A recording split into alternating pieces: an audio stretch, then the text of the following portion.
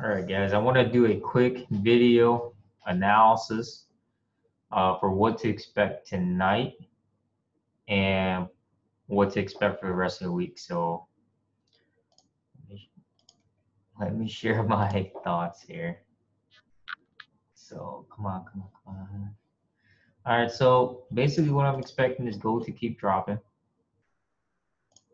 The best time to sell gold was right here at 1200. And you can clearly see where this candle is trying to push right now. I'm expecting it to come back to test, well, pretty much to break 1172 and then come down to this wick, 1160. I'm expecting good news from the Jackson Hole event for the U.S. For Powell's speech. I'm not changing that. So, and I'm expecting the dollar to rise back to test 97 for the end of Friday. If not, to close above this, well, like I said, I'm expecting for this weekly candle to either turn bullish or at least, yeah, pretty much turn bullish and come close above here, 96.5, or maybe come close to 97. Because I'm still going long on the dollar.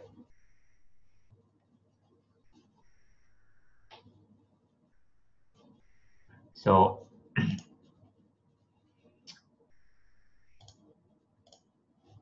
okay, so I'm expecting, like I said, I'm expecting New Zealand to drop to test 65.6 and then down 65.2.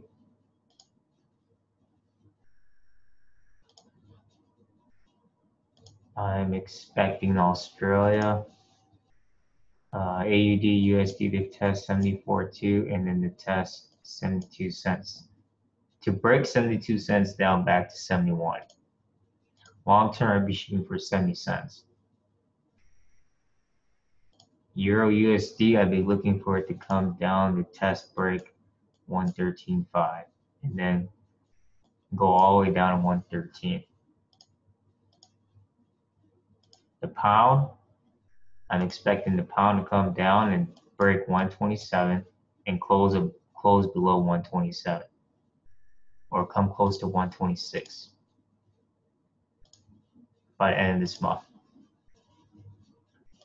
USD CAD, you can see your support here. It shot up, support again, looking for it to shoot back to 131.5, 132, and then we'll see if it comes back to test the highest price 2 months ago, 133.5. USD Swiss franc, I am looking for it to come. Everything I'm showing you guys is on the daily chart. I'm looking for it to come test 99.7 and then come test $1 and then try and see if it can shoot for the highest price. Pretty much 10030 and 10060. And USD JPY, it has broken my resistance line. I want to show you guys something. I put support line here and resistance line here. Candles are above. I'm looking for it to come test 111.4. I do not care about this resistance here. When I'm looking at the highest price here, and then come back and test 112. So USDJPY did look like a really long, really good sell position, the way it's been going down. And I mean, you can see the trend structure that's been created, going down, went down even further. Now it's just pulling it back up. So that's why I said I'm looking for it to break this, stay above 111.4. Okay, this price here, you can see what I'm drawing out here. This price, and then come test the 112. That's it. So other than that, that's pretty much all I got. I know it's a quick, easy analysis. Like I said, if I'm buying the dollar, I'm buying the US dollar pairs.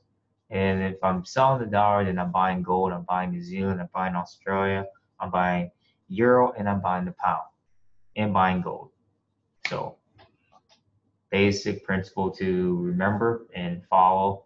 And like I said, not everything is in correlation with the dollar because the trade wars is still going on. We got some more unexpected events to come, so you have to be very prepared. And tomorrow's Thursday, so be prepared for that and don't expect too much. Too much, like I said, going on because you can never know, anything can happen during New York sessions. So other than that, that's pretty much all I got for you guys.